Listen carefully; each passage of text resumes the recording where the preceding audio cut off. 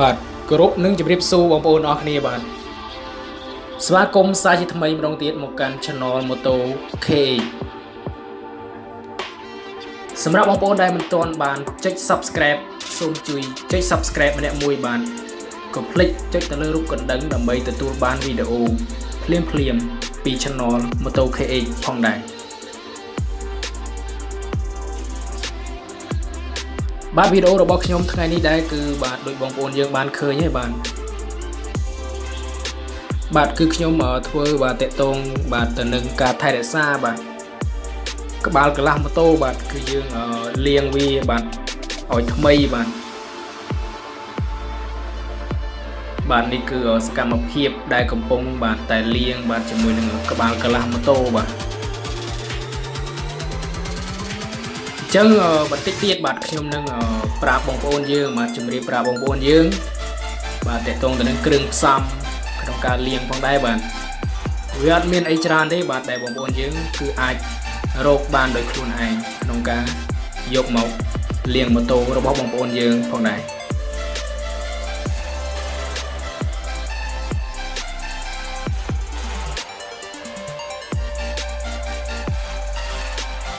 អូខេបាទអញ្ចឹងសម្រាប់ម៉ូតូបងប្អូនយើងបាទដែលទើបតែទិញបាទថ្មីបាទគឺថាក្បាលកន្លះអីហ្នឹងគឺមើលទៅគឺវាថ្មីចាំងតែម្ដងបាទអញ្ចឹងសម្រាប់បងប្អូនដែលទិញម៉ូតូថ្មីបាទយើងមិនត្រូវការលាងវាទេព្រោះថាក្បាលកន្លះម៉ូតូរបស់យើងគឺវាថ្មីហើយបាទ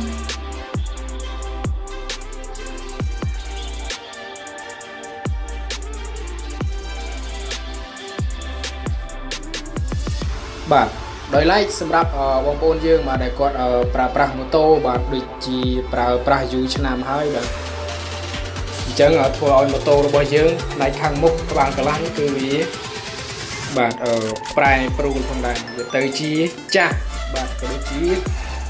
ជាប់ដីបាទឡើងទៅជាពណ៌ក្រហមបាទដែលធ្វើឲ្យម៉ាស៊ីនម៉ូតូរបស់យើងបាទនៅផ្នែកខាងមុខហ្នឹងគឺវាបាទបាត់សោភ័ណភាពផងដែរបាទកាលណាម៉ូតូរបស់យើងបាទគឺម៉ាស៊ីនរបស់វានឹងគឺឆាប់ចាស់ហ្នឹងវាធ្វើឲ្យម៉ូតូរបស់យើងនឹងគឺបាទម៉ូតូរបស់យើងគឺវាបាត់សោភ័ណភាពស្រស់ស្អាតដែរបាទកាលណាតែម៉ាស៊ីនចាស់ហ្នឹងបាទទោះបីលក់ក៏មិនសូវបានថ្លៃដែរបងប្អូនតែបើយើងបាទចេះថែរក្សាវាបាទដូចជាបាទដឹងពីវិធីសាស្ត្រក្នុងការលាងសម្អាតវាគឺធ្វើឲ្យម៉ូតូក្បាលកន្លះម៉ូតូរបស់យើងផ្នែកខាងមុខហ្នឹងគឺវាថ្មីនៅបានយូរផងដែរ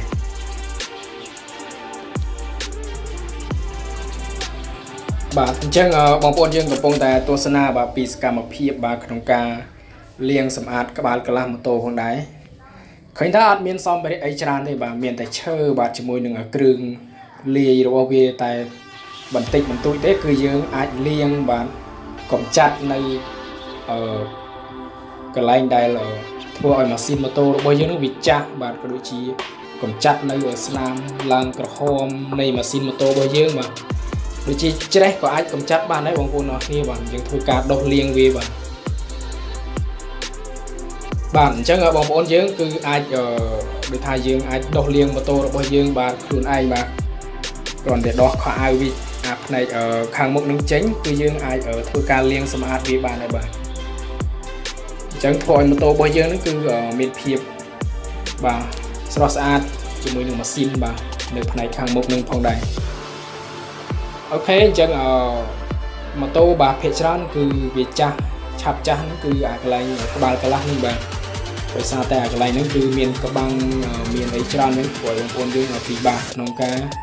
ដុសលាងផងដែរបាទសម្រាប់បងប្អូនដែលនៅទីក្រុងដូចជាមិនសូវជាមានបញ្ហាអីទៅលើកន្លែងក្បាលកន្លះនឹងទេដោយសារតែពួកគាត់បាទជិះនៅ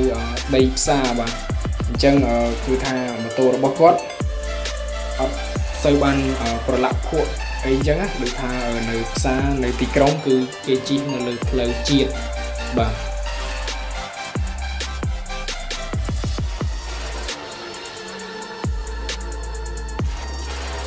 ដោយឡែកបងប្អូនរបស់យើងដែលជិះនៅទីជនបទបាទគឺថាបាទមានភក់មានអីច្រើនណាជិះកាត់ភ ពួកកាត់ភ្លីងបាទធ្វើឲ្យដីនឹងវាសាយបាទប្រឡាក់មកលើក្បាលកន្លះម៉ាស៊ីនម៉ូតូរបស់យើងនឹងបាទធ្វើឲ្យវាទៅជាឆាប់ចាស់ឬក៏ឡើងទៅជាច្រេះបាទឬក៏វាកាន់ដីបងប្អូនអរនេះវាជាប់ទៅជាក្រហមបាទហើយបើយើងដុសបាទដុសអត់ចេញទេបាទយើងដុសល្មមដុសអត់ចេញទេដុសនឹងកណាត់ដុសនឹងអីនឹងដាក់សាប៊ូនឹងគឺដុសអត់ចេញទេបាទបើមានលាយជាមួយនឹងគ្រឿងផ្សំរបស់វាបន្ថែមទៀតអូខេបាទអញ្ចឹងគ្រឿងផ្សំលាងបាទគឺมันចំណាយអ្វីច្រើនទេដែលបងប្អូនយើងបាទអាចរកបានបាទនៅតាមគេហដ្ឋានរបស់យើងបាទគឺថាអត់ពិបាកទេក្នុងការលាងសម្អាតក្បាលកន្លះម៉ូតូនេះបាទអូខេបាទអញ្ចឹងយើងទស្សនាបាទពីការដុសលាងបាទសម្អាតក្បាលកន្លះម៉ូតូបាទវីដេអូនេះគឺខ្ញុំបានថតផ្ទាល់បាទនៅនឹងកន្លែងផងដែរ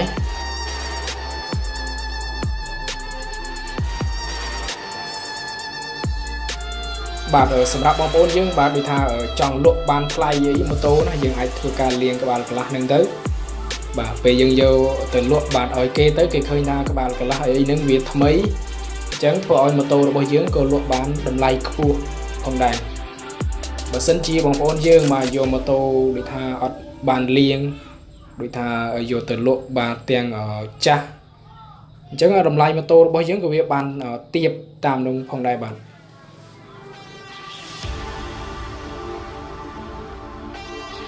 បាទអញ្ចឹងយើងលាងបាទមានតែឈើបាទគឺឈើហ្នឹងយើងយកជាប្រភេទបាទឫស្សីបងប្អូនអរនេះដើមឫស្សីហ្នឹងយើងកាត់យកវាមកហើយយើងយកវាហ្នឹង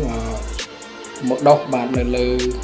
កន្លែងដែលយើងដុសបាទនៅកន្លែងក្បាលកន្លះហ្នឹងបាទឫស្សីហ្នឹងគឺយើងយកមកយើងដំកន្លែងចុងវាហ្នឹងបាទចុងដែលយើងត្រូវលាងឲ្យវាទក់ណាទក់ដូចជាច្រាស់អញ្ចឹងហើយបងប្អូនយើងធ្វើការដុសលាងបាទនៅលើក្បាលកន្លះម៉ូតូរបស់យើងកន្លែងដែលច្រេះបាទលាងទាំងអស់តែម្ដងបា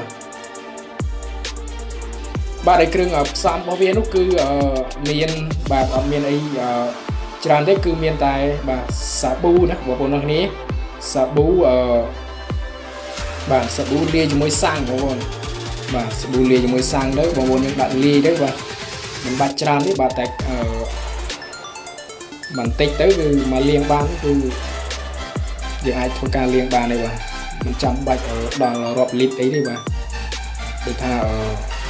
សាប៊ូបន្តិចទៅសាំងបន្តិចទៅបាទកន្លះកូនចាននេះទៅយើងអាចធ្វើការលាងបានទេបាទអញ្ចឹងបងប្អូនយើងមានសម្ភារៈបាទដូចជាបាទខ្ញុំបានជម្រាបអញ្ចឹងមានបាទឫស្សីបាទដើមឫស្សីឬក៏ដើមបាទដើមឫស្សីឬក៏ដើមថ្ងអីហ្នឹងបាទយើងយកវាមកបាទយកមកលាងឲ្យកន្លែងចុងយើងដំវាឲ្យទន់បាទឲ្យទក់ដូចជាច្រាស់អញ្ចឹងបាទដូចជាបងប្អូនយើងបានឃើញបាទមុននឹងលាងគឺយើងដំវាបាទឬយើងយកវាទៅដុសលាងកន្លែងដែលយើងចង់ដុសលាងបាទដើម្បីឲ្យវាទទួលបានភាពស្រស់ស្អាតអូខេបាទបងប្អូនយើងលាងបណ្ដើបាទជៀសទឹកបណ្ដើបាទដើម្បីឲ្យវាជ្រះក៏ដូចជាចេញនៅជាតិច្រេះក៏ដូចជាដីដែលជាប់កាន់នំផងដែរបាទអូខេបាទអញ្ចឹងលាយជាមួយនឹងសាប៊ូបោកខោបងប្អូនអរគ្នាបាទឬក៏មួយទៀតបាទសាប៊ូជាប្រភេទសាប៊ូបាទកក់សក់បាទដែលគេហៅថាសាប៊ូក្រូចបាទសាប៊ូក្រូចហ្នឹងដែលបងប្អូនយើងអាចជាវបានបាទរត់ទិញបាននៅកន្លែងតាមគេលក់ដូរហ្នឹងបាទបងប្អូនយើងទៅស៊ូគេទៅបាទថា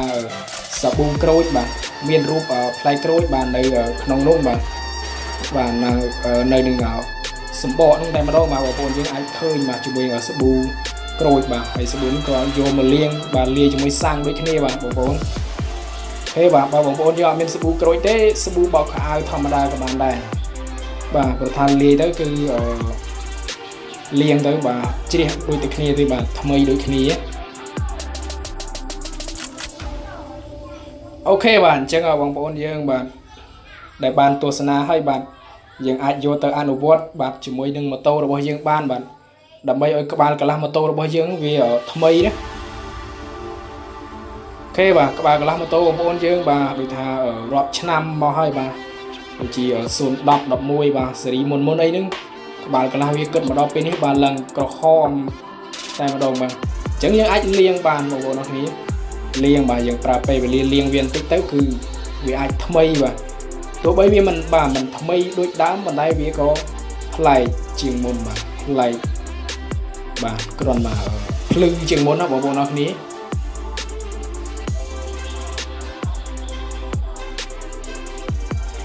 អញ្ចឹងយើងអាចធ្វើការលាងខ្លួនឯងបានបាទអូខេបាទបើសិនជាបងប្អូនយើងមានចម្ងល់អាចធ្វើការ comment នៅខាងក្រោមវីដេអូបានបាទអូខេបាទសម្រាប់វីដេអូនេះបាទចែករំលែកចំណេះដឹងខ្លះៗទៅដល់បងប្អូនយើងទាំងអស់គ្នាបាទសម្រាប់កំហុសខុសឆ្គងក្នុងការនិយាយស្ដីទៅបាទមាន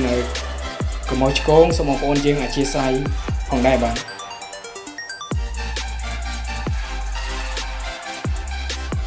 បាទជួយចុច Subscribe Channel YouTube បាទ Channel Moto KX ទាំងអស់គ្នាបាទដើម្បីជាកម្លាំងចិត្ត